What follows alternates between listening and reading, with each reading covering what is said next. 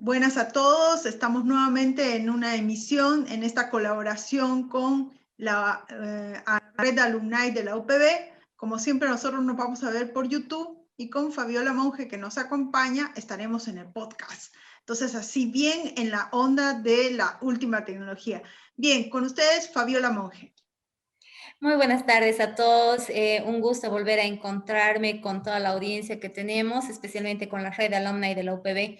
En esta ocasión tenemos una invitada muy interesante relacionada con temas de investigación, como es la temática que estamos tocando en estos días en nuestros podcasts.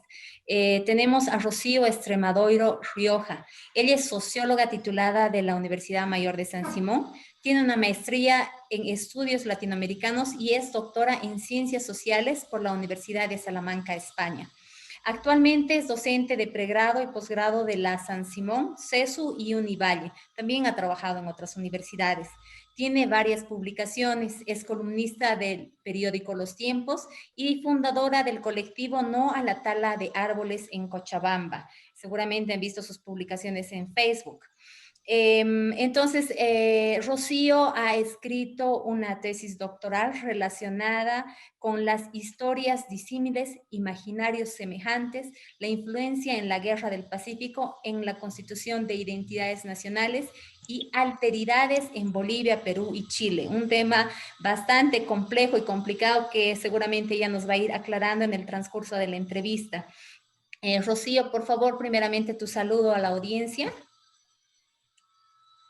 Bueno, muy buenas tardes, un gusto estar acá, muchísimas gracias por la invitación y bueno, pues a sus órdenes, espero que esta charla sea del agrado de la audiencia. Muchísimas gracias por tu predisposición a hablar de este tema. Estimada Rocío, algunas preguntas que vamos a plantearte están relacionadas con la metodología de la investigación y otras relacionadas con el hallazgo de tu tesis doctoral. En primera instancia, quisiera saber en la investigación qué se desentrañaron. En realidad se desentrañaron varias interpretaciones históricas de los tres países distintos que están relacionados con la Guerra del Pacífico. Y en base al estado de arte de 100 años que has realizado, ¿cómo has conseguido desentrañar aquello, ¿no? ¿Bajo qué metodología, qué técnicas de investigación has utilizado para poder resumir estos 100 años de historia? Bueno, principalmente lo que he utilizado es, bueno, el análisis de discurso de los principales historiadores en los tres países involucrados en la Guerra del Pacífico, historiadores que vienen efectivamente desde finales del siglo XIX, pasan por el siglo XX e incluso también he utilizado historiadores actuales, ¿no? En relación a cómo se interpreta la Guerra del Pacífico, ¿no? En ese sentido, recurro muchísimo al análisis de discurso a partir de técnicas de investigación que se desentrañan en la ficha bibliográfica. También he utilizado la revisión documental, ¿no? Porque no solamente he tomado lo que dicen los historiadores, los pensadores, los que han escrito sobre este tema, sino también he recurrido a documentos, los tratados que devienen de la guerra, los tratados que también están relacionados a la Guerra del Pacífico antes que se desarrolle, y bueno, otros documentos, ¿no?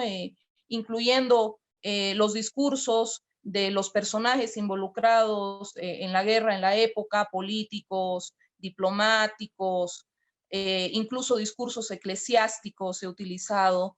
Entonces, principalmente, bueno, recurro a una metodología de investigación cualitativa enfocada en el análisis de discurso, ¿no? Ya sea de los historiadores, ya sea de los documentos, ya sea de los discursos que se generaban en la época, para un poco desentrañar el sentido, ¿no? De la interpretación que se tiene sobre esta guerra, sus causas y consecuencias, que además en cada país en este sentido difieren bastante y bueno, por algo la Guerra del Pacífico es un acontecimiento que si bien deviene de finales del siglo XIX, todavía tiene total vigencia en las relaciones diplomáticas de los tres países involucrados, principalmente de Bolivia, porque Bolivia es el país que considera de que no todo se ha resuelto con los tratados que devienen de la Guerra del Pacífico, y que además hay un tema pendiente que deviene de esta guerra, que es la demanda marítima boliviana.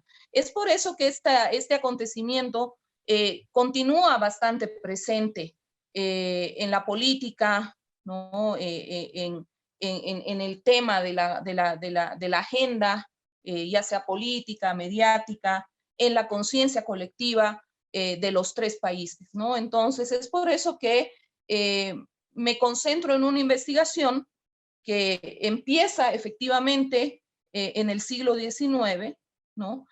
Trasciende el siglo XX e incluso, bueno, tomo algunas referencias historiográficas de la actualidad, justamente para demostrar una hipótesis que sí se comprueba a lo largo de la investigación, y es que las lecturas históricas dominantes, hegemónicas, que devienen de la Guerra del Pacífico, todavía siguen presentes en la conciencia colectiva de los países, y principalmente en las interpretaciones históricas que hay al respecto. Bueno, la Guerra del Pacífico, si quieren ustedes, es un conflicto, un acontecimiento que todavía sigue generando heridas no cerradas, principalmente en el caso de Bolivia por la demanda marítima.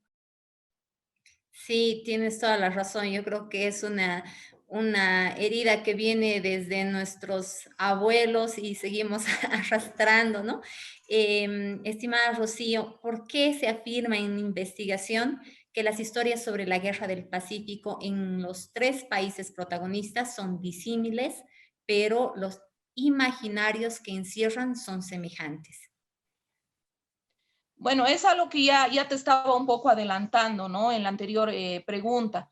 ¿Qué es lo que sucede?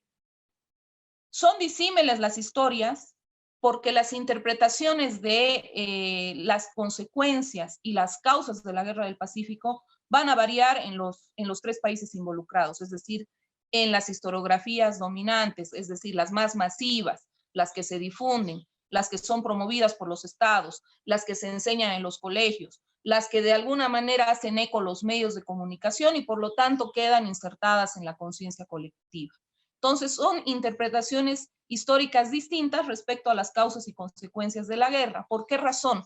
Porque, por ejemplo, en el caso de Chile, toda la historiografía dominante o todas las interpretaciones históricas dominantes apuntan a justificar el rol de Chile como victorioso en esta guerra y, por tanto, la justificación de que todo lo que se obtuvo en ella, es decir, los territorios que se adjudica tanto de Perú como de Bolivia, como, bueno, como algo que es ganado por el heroísmo chileno, ¿no? El heroísmo chileno, entre comillas. Bueno, en general todos los heroísmos los voy a poner entre comillas porque es justamente este tipo de planteamientos que cuestiono, ¿no? En la tesis.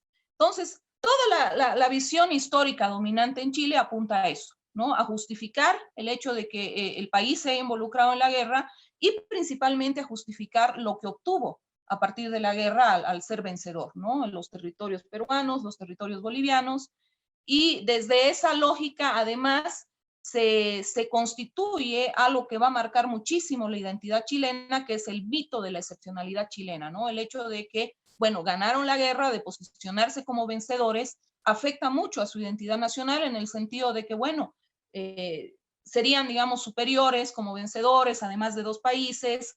Se habla de una supuesta superioridad institucional, incluso se habla de una supuesta superioridad racial, que es parte del pensamiento político del siglo XIX, este tipo de ideas.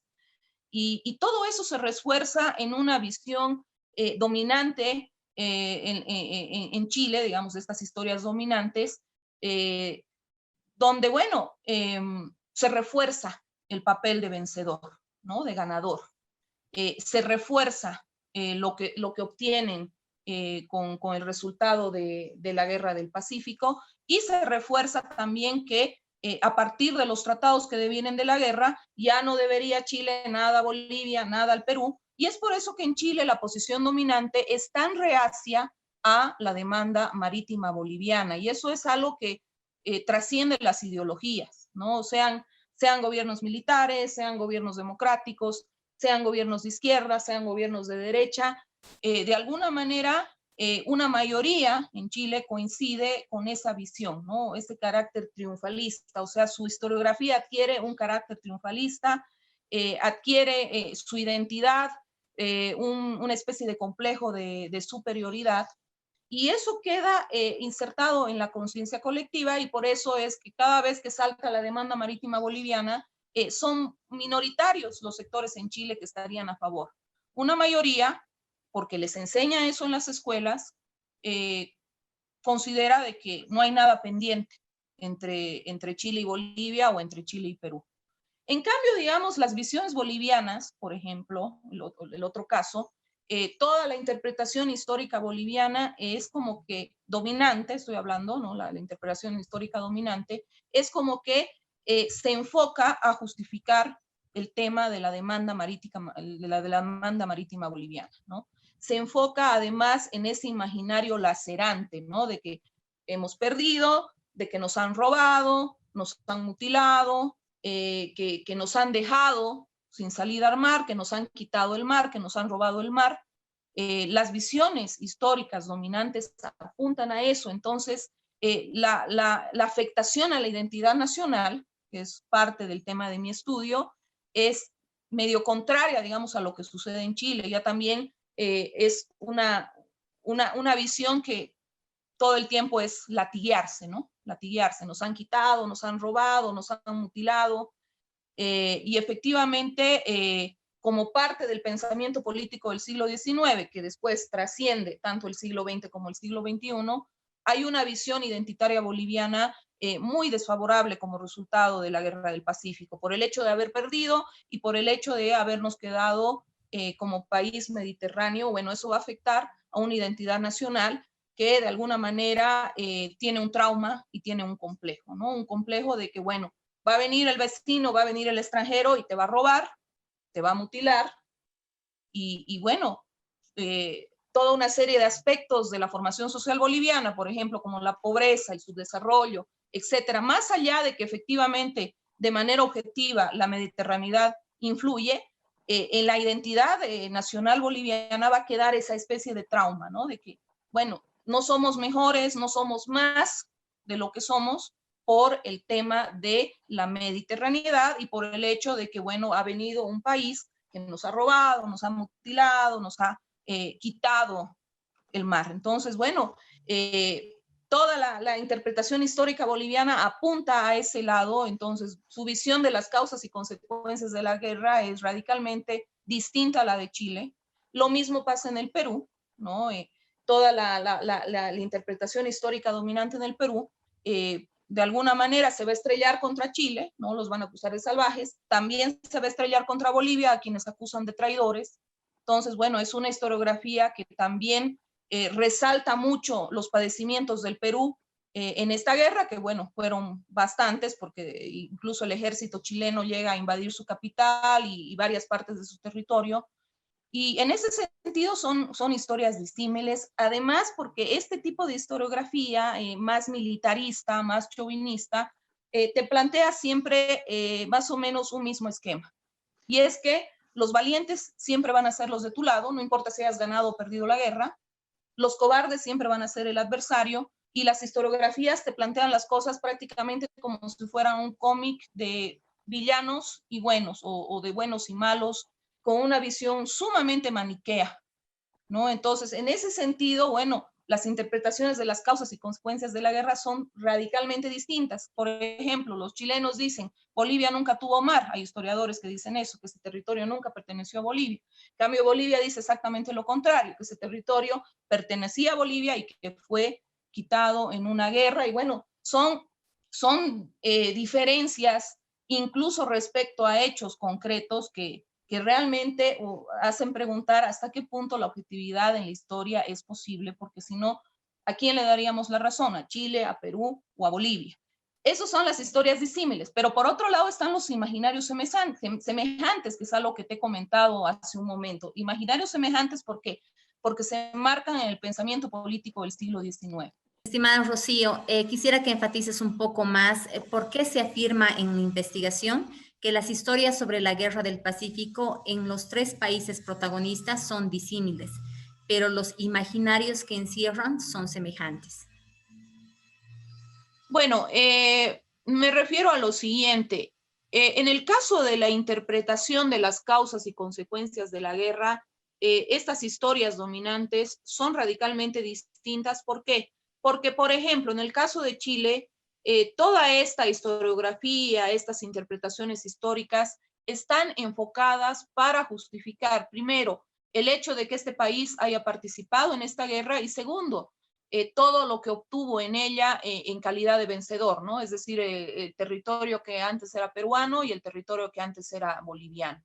Entonces, sus historiadores, ¿no? Principales, los más masivos, los más difundidos, van a articular, ¿no? Esta historiografía para justificar esto, ¿no? Por ejemplo, no van a faltar historiadores que dicen que ese territorio nunca, el territorio de lo que era el litoral boliviano nunca fue de Bolivia, ¿no? Que más bien era de Chile y que por un descuido Bolivia estaba ejerciendo soberanía y que lo único que hicieron fue recuperar algo que era de ellos, ¿no? Y entonces hay historiadores que se enfocan para tratar de demostrar aquello, ¿no? En cambio, Bolivia, con su historiografía dominante, todo lo va a articular para justificar la vigencia histórica de la demanda marítima boliviana. Entonces, bueno, Bolivia, la mayoría de sus historiadores, esta historia dominante, la más masiva, la que se difunde en los medios, la que se enseña en las escuelas, la que está presente en la conciencia colectiva, es una historia que nos dice, bueno, que nos han mutilado, que nos han robado, que nos han quitado el mar de una forma injusta, de una forma arbitraria, y en ese sentido, bueno, se enfoca la historia, ¿no? Entonces, bueno, ahí se contradice con lo que dicen, pues, los historiadores dominantes chilenos. Y en el Perú lo mismo, ¿no? Su historia se articula para ya sea resaltar el heroísmo peruano o ya sea también subrayar los padecimientos que sufre el Perú en esta guerra, porque efectivamente sí lo sufre con la invasión chilena a su territorio por 3 años, incluyendo su capital, Lima, la pérdida de uno de sus territorios más ricos, que es Tarapacá. Y bueno, su historiografía se enfoca, ¿no? Ya sea en resaltar su heroísmo o ya sea en resaltar, digamos, este infortunio que sufre este país, y muchas veces por eso su historia dominante tiene un dejo bastante crítico a Chile y también bastante crítico a Bolivia, a la que se le acusa de traición al Perú por parte de algunos historiadores. Entonces, se supone que estas tres historias se están remitiendo a un mismo hecho, ¿no? Se supone que a un hecho objetivo. No obstante, cuando se trata de hablar de las causas y consecuencias de la guerra, son historias totalmente disímiles. Entonces ahí tú te preguntas, ¿no? O sea, ¿hasta qué punto es objetiva la historia? ¿No? Porque ¿quién tendría la razón? ¿Chile, Perú o Bolivia? Esas son las historias disímiles, pero también están los imaginarios semejantes. Y es que estas historias efectivamente tienen imaginarios semejantes en el sentido de que, primero, expresan el pensamiento político del siglo XIX, ¿no? Que tenía bastantes imaginarios y connotaciones, ya sean racistas, principalmente racistas. Por ejemplo, se explota bastante en el caso de Chile el mito de la excepcionalidad chilena a partir de su rol de triunfador en la Guerra del Pacífico. Y bueno, hay historiadores que le dan un contenido racial, ¿no? Dicen, no, es que en el fondo nomás éramos una raza superior. Y en Bolivia y en Perú sucede también el mismo fenómeno, pero también ya desde el punto de vista de inculparse, de latigarse. No faltan pensadores, ¿no? En el siglo XIX, principios del siglo XX, que dicen que Bolivia y Perú perdieron por tener una mezcla racial desfavorable por la presencia indígena, por ejemplo, ¿no? Entonces, parte del pensamiento de la época.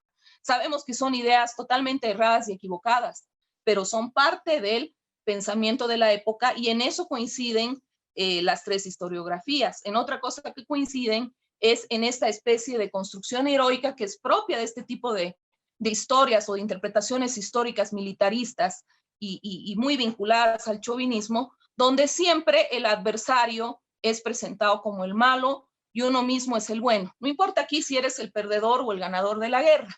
en los dos casos, siempre es la misma historia, es como un cómic, ¿no? Las historiografías se presentan como un cómic. Los malos, que sería, digamos, el enemigo, el país rival, y los buenos, que seríamos nosotros. Los malos siempre son los cobardes, ¿no?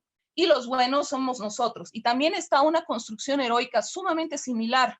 Así como nosotros tenemos a Baroa en Bolivia, cuyo mito dice que prefiere morir antes que rendirse. En Chile también tienen un héroe similar, que es Prat, ¿no? Así apellida, Arturo Prat, que es más o menos la misma construcción mítica, ¿no? Dice que también Prat dice, bueno, un chileno no se rinde jamás y prefiere morir antes de rendirse, ¿no? Estaban tomando su barco, un acorazado peruano que se llamaba Huáscar, lo estaba tomando y dice, no, un chileno no se rinde jamás y prefiere morir antes de rendirse. Y en Perú también tienen su héroe, que es Miguel Grau, ¿no? Que es exactamente la misma historia, ¿no? Que exclama, supuestamente antes de morir, pulverizado, creo, por una bomba, una granada, alguna cosa así, y bueno, exclama también un discurso que da el mismo mensaje, ¿no? Que un peruano no se rinde y que prefiere morir antes de rendirse. También hay otro héroe en el Perú, que apellida Ugarte, que es un joven que antes de rendirse prefiere tirarse estaba en el Morro de Arica, prefiere tirarse al abismo, ¿no? Antes de, con caballo y todo, se tira antes de rendirse. Entonces, son construcciones míticas muy similares, expresan efectivamente un pensamiento político que es propio del siglo XIX, que tenía connotaciones racistas, que tenía connotaciones sexistas, que tenía connotaciones también de hacer énfasis en esta especie de maniqueísmo que hay entre civilizaciones versus barbarie. Siempre uno es el civilizado, el adversario siempre es el bárbaro o el salvaje. En las tres historiografías está presente eso. Y bueno, a eso me refiero con imaginarios semejantes, además imaginarios que trascienden a través del tiempo, ¿no? Porque no es que se van a quedar solamente para finales del siglo XIX, sino que estos imaginarios van a trascender el siglo XX e incluso el siglo XXI. Muy interesante toda esta explicación, ¿no? De cómo todas las historias son contadas desde una perspectiva muy nacional en cada caso, ¿no? Aprovechando un poco este énfasis que tú tienes en tu formación como socióloga, ¿tú cómo crees que influyen estas interpretaciones históricas de la Guerra del Pacífico en la constitución de identidades nacionales en cada país protagonista de esta guerra?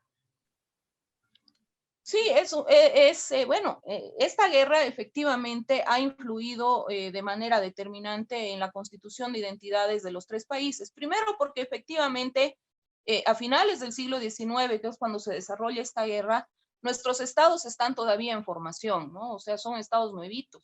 Recién se independizan, ¿no? De la colonia a principios del siglo XIX, entonces cuando se genera esta guerra son todavía estados en formación. Entonces todavía no tienen una conciencia nacional definida y menos una identidad nacional, digamos, sólida. Entonces, lo que analizan varios, digamos, escritores, pensadores, etcétera, es que estas guerras de alguna manera llenan un vacío para fortalecer las identidades nacionales, ¿no? Y esta guerra específicamente, efectivamente, influye en los tres países. En el caso de Chile, por ejemplo, el hecho de haber vencido en esta guerra hace que se desate un mito que influye muchísimo en la identidad nacional chilena, que es el mito de la excepcionalidad chilena, ¿no? El hecho de que, bueno, de alguna manera como que la victoria los embriaga, ¿no? Entonces, tienen un imaginario muy, muy triunfalista al respecto. Entonces, como que sus historiadores, digamos, expresivos de estas historias dominantes, como que hacen énfasis en tratar de explicar cómo ganan, además, a dos países, ¿no? Entonces, se constituye el mito de la excepcionalidad chilena, se llega a hablar de una superioridad racial, por ejemplo, se llega a hablar de una superioridad institucional, todo en el marco de este pensamiento propio de finales del siglo XIX, principios del siglo XX, y eso marca la identidad nacional chilena. Además, otra consecuencia es que a partir de su triunfo en la Guerra del Pacífico, se fortalecen muchísimo las Fuerzas Armadas. Chile se constituye como un país bastante militarista, en su cultura política. Y bueno, hasta ahora eso es un legado que sigue presente en Chile, ¿no? El militarismo, el mito de la excepcionalidad chilena, es algo que marca bastante su identidad nacional, y eso se genera justamente por el triunfo que tienen en la Guerra del Pacífico. En Bolivia acontece el mismo fenómeno, pero un poco al contrario, ¿no? Nos influye tanto esta guerra, especialmente la pérdida de la salida al mar, que de eso se impregna nuestra identidad nacional, ¿no? La idea de que somos un país, primero, que ha sufrido un robo, que ha sufrido una mutilación, que ha venido un extranjero y le ha quitado, y bueno, refuerza algo que está presente en nuestra historia dominante, ¿no? Ese latigueo de que nos han robado, nos han mutilado, 500 años de saqueo y de paso vienen y nos quitan el mar. Entonces, refuerza una identidad nacional que está muy, muy vinculada al lamento, ¿no? Al infortunio. Pobres bolivianos, qué mala suerte que tenemos. Perdemos en todo y además nos quitan el mar.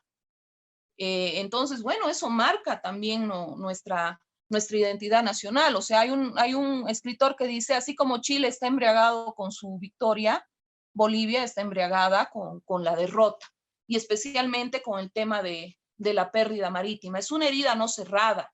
Por eso es la política internacional más importante de Bolivia a lo largo de estos últimos años, o sea, de estos últimos 100 años. No importa el gobierno, no importa la ideología de los gobiernos, todos posicionan la demanda marítima boliviana como la política internacional más importante de Bolivia, ¿no? Entonces, bueno, eso también marca bastante la identidad nacional. Y lo mismo en el Perú, ¿no? En el Perú, efectivamente, es un país que queda devastado con la Guerra del Pacífico, tiene que sufrir 3 años de invasión del ejército chileno, incluso a su capital y varias zonas de su territorio, pierde su territorio más rico en ese entonces, que era el territorio de Tarapacá, donde estaba el guano y el salitre, y bueno, eso influye también, ¿no? En su identidad nacional.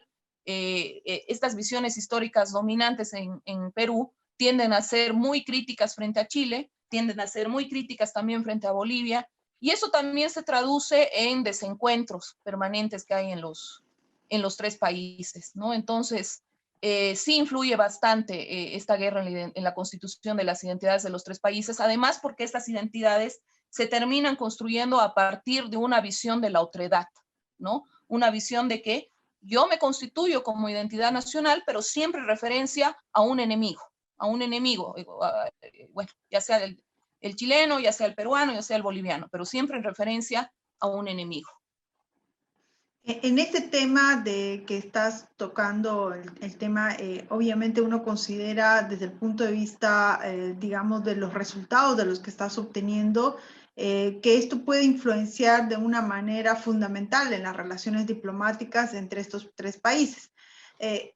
Este resultado versus el proceso de investigación que has realizado, ¿cuál consideras es tu aporte en ambos sentidos, ¿no? En el tema de cómo aporto a la investigación de esta temática y cómo aporto a algo práctico que está relacionado a las relaciones diplomáticas?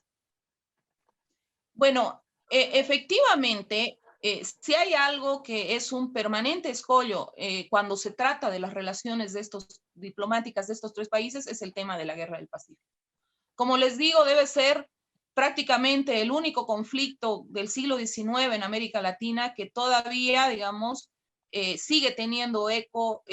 Una de las partes protagonistas no lo considera resuelto, estoy hablando de Bolivia, porque Bolivia tiene su demanda marítima, ¿no? De manera constante, todavía sigue vigente. Entonces, cada vez, y eso lo han estudiado, digamos, muchas otras personas, ¿no? Cada vez que se intentan acercar estos países para establecer relaciones comerciales o cualquier otro tipo de relación, siempre salta el tema de la demanda marítima boliviana, ¿no? Entonces, es prácticamente un conflicto que todavía no se resuelve a pesar de que ha pasado hace más de 100 años, y eso dificulta bastante las relaciones diplomáticas, ¿no? Incluso los negocios, las relaciones comerciales, cada vez que Bolivia y Chile se quieren acercar, salta el tema de la demanda marítima. Por ejemplo, a inicios de la década del 2000, querían negociar la salida del gas por Chile, pero saltó en la conciencia colectiva boliviana el hecho de la demanda marítima, el hecho de que cómo pues por Chile, si nos han robado, si nos han mutilado, etcétera, etcétera. Y finalmente, bueno, suceden los hechos del 2003, donde que obviamente hay otros factores internos más importantes para explicar estos hechos, pero uno de ellos, uno de estos factores que desatan las insurrecciones del 2003 es justamente que se quería exportar gas por Chile y eso choca con la conciencia colectiva boliviana. Y bueno, entonces el tema, esta herida no cerrada de la guerra del Pacífico, la demanda marítima boliviana, efectivamente dificulta las relaciones diplomáticas entre los tres países, incluso las más pragmáticas, ¿no? Negocios, comercio, etcétera.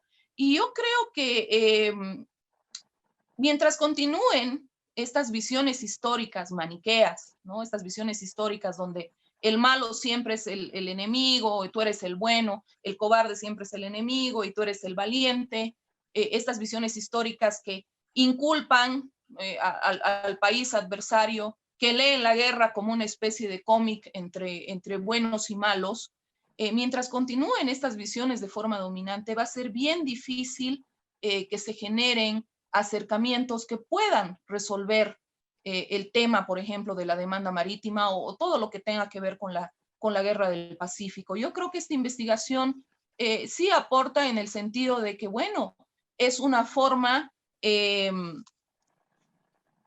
digamos, ¿cómo podría decir? Distinta a abordar el tema, ¿no? Porque yo no quiero continuar en el marco de estas visiones maniqueas de la historia dominante, donde yo como boliviana tendría que reforzar el nacionalismo boliviano y más bien estar clamando por la demanda marítima y recalcando de que nos han robado, nos han mutilado, etc. Yo creo que más bien hay que ser críticos a este tipo de historiografía si es que queremos que se genere en un futuro un acercamiento entre los tres países, porque si se mantienen estas visiones, ¿qué es lo que va a pasar? Chile va a continuar diciendo que no le debe nada a Bolivia a nadie, que todo lo obtenido en la guerra es fruto del heroísmo chileno, entonces no va a querer ceder a negociar, como ha sucedido en todos los últimos años, y Bolivia va a seguir empecinada en ese lamento, ¿no? De que nos han quitado, nos han robado, etcétera, y bueno, en exigir la demanda marítima a los oídos sordos de Chile. ¿Por qué? Porque las historiografías en el fondo lo que alimentan es un permanente desencuentro, y ni qué decir del Perú, ¿no? Porque el Perú también juega aquí un papel por el Tratado de 1929, donde dice que si Bolivia quiere una salida por el norte de Chile para no romper la continuidad territorial chilena, se tiene que también consultar al Perú porque eran sus territorios antes. Y muchas veces el escollo para estas negociaciones ha sido el mismo Perú, porque dijo, no, si van a entregar territorio a alguien que no sea Bolivia, que sea el Perú, que era antes dueño de estos territorios. Entonces, si Perú también sigue reforzando sus visiones ultranacionalistas y militaristas sobre la guerra del Pacífico, también se constituye en un escollo para lo que se pueda avanzar entre Bolivia y Chile. Entonces, yo creo que hay que replantearse, ¿no? Estas miradas historiográficas que son maniqueas y que en lugar, digamos, de generar un intento de diálogo o de acercamiento, lo que hacen es profundizar las heridas que generó la guerra del Pacífico. Claro, ahí justamente lo que estás hablando, ya has planteado esto de la imposibilidad de ese longevo sueño boliviano, pero ya desde el punto de vista de investigación, ¿cuál sería el siguiente paso donde la investigación pueda aportar? A partir de lo que has desarrollado, ya se ha puesto en evidencia las disímiles y las semejanzas en los puntos que estás tratando, pero ¿es posible la objetividad en este tema de la historia para ya dar el siguiente paso, ver cómo podemos, por ejemplo, cambiar estas concepciones, que sería una próxima investigación, a lo mejor también del ámbito de la psicología social, del manejo del colectivismo, pero ¿va a ser posible la objetividad en este sentido? Bueno, después, digamos, de esta investigación, ¿no? De esta investigación donde abordo las interpretaciones históricas dominantes en tres países, efectivamente me queda muy clara la duda de si es posible la objetividad en la historia, ¿no? Se supone que la historia te está hablando de hechos concretos, se supone que se está hablando de hechos específicos que supuestamente han pasado y que no podrías disfrazarlos porque han pasado, pero no es así, porque de alguna manera en la historia, en estas historias tradicionales dominantes, está presente nomás el pensamiento político dominante, digamos, en la época, están presentes imaginarios sociales, están presentes condicionamientos políticos, están presentes los objetivos que tiene cada país para poner leña al fuego, digamos, en su propia interpretación histórica, y todo eso es sumamente claro. Entonces, a mí me queda claro de que por lo menos dentro de lo que se conoce como historia tradicional clásica, es un poco difícil la objetividad, ¿no? Porque ahí yo no sé, aquí los chilenos dirán, nosotros tenemos la razón, pero los bolivianos también podemos decir lo mismo, que nuestras visiones son las que tienen la razón, y los peruanos pueden decir lo mismo, que sus visiones son las que tienen la razón. Entonces, al final, ¿quién tiene la razón? Depende en qué país estás, depende cuáles son los objetivos políticos para posicionar determinadas interpretaciones históricas. Entonces, yo creo que es un poco difícil en ese sentido la objetividad, y creo que es un paso a aceptar aquello, ¿no? Y creo que se pueden encaminar más investigaciones que justamente desentrañen, ¿no? Esta subjetividad que en el fondo llevan las historias que creíamos absolutas e incuestionables, ¿no? Entonces, creo que se puede ampliar esto a cualquier otro tema relacionado a la historia, ¿no? Cualquier otro acontecimiento, cualquier otro tema, y desentrañar a partir de eso, por ejemplo, cómo influye el pensamiento político, cómo influyen los objetivos políticos coyunturales, cómo influye la visión de quien está narrando esta historia, porque como les digo, una cosa es lo que dicen los historiadores peruanos, otra cosa es lo que dicen los historiadores chilenos, otra cosa es lo que dicen los historiadores bolivianos, es decir, quién lo dice también hay que ver, en qué momento histórico lo dice, con qué objetivo político lo dice. Y creo que aceptar eso va a generar efectivamente muchas vetas de investigación. Cualquier acontecimiento podemos verlo en ese sentido, y de esa manera también desentrañar, entender el pensamiento político, entender una coyuntura determinada, y bueno, a partir de eso tener una mirada un poco más abierta y también más, tal vez incluso no sé cómo decirlo, más honesta al aceptar de que un poco la historia depende de quién la escribe. Perfecto. Bueno, ya para cerrar, y también cuéntanos un poquito ya con tu mensaje final para todos aquellos que están queriendo hacer investigaciones que están relacionadas a la historia y estas consideraciones que has tomado. Si, por ejemplo, utilizaste un problema de investigación como pregunta, tuviste hipótesis, y si finalmente se logró tu hipótesis, y bueno, y un mensaje también de ánimo a las personas que quieran seguir a lo mejor tu línea de investigación, ¿qué crees que puede mejorar, no? Sí, yo más bien diría que ojalá hubiera, digamos, más investigadores que en lugar de creer, digamos, que una determinada interpretación histórica es la única verdad y es absoluta y es incuestionable, más bien se atrevan a indagar de manera más profunda, incluso cuestionando lo que, por decir nosotros los mismos bolivianos, consideramos casi como un credo, ¿no? Como un credo, este caso, creer así críticamente la cuestión de que nos han robado, nos han mutilado, etcétera, etcétera. Más bien creo que es importante empezar a cuestionar este tipo digamos, de interpretaciones históricas, empezar a desentrañarlas, ver cómo influye el pensamiento político, ver cómo influyen los objetivos políticos coyunturales, quién dice, por qué lo dice, etcétera. Creo que es una veta fecunda que se puede, como decía hace un momento, extender a cualquier tipo de investigación histórica. Yo cuando inicié esta investigación lo hice con la inquietud de todo boliviano, ¿no?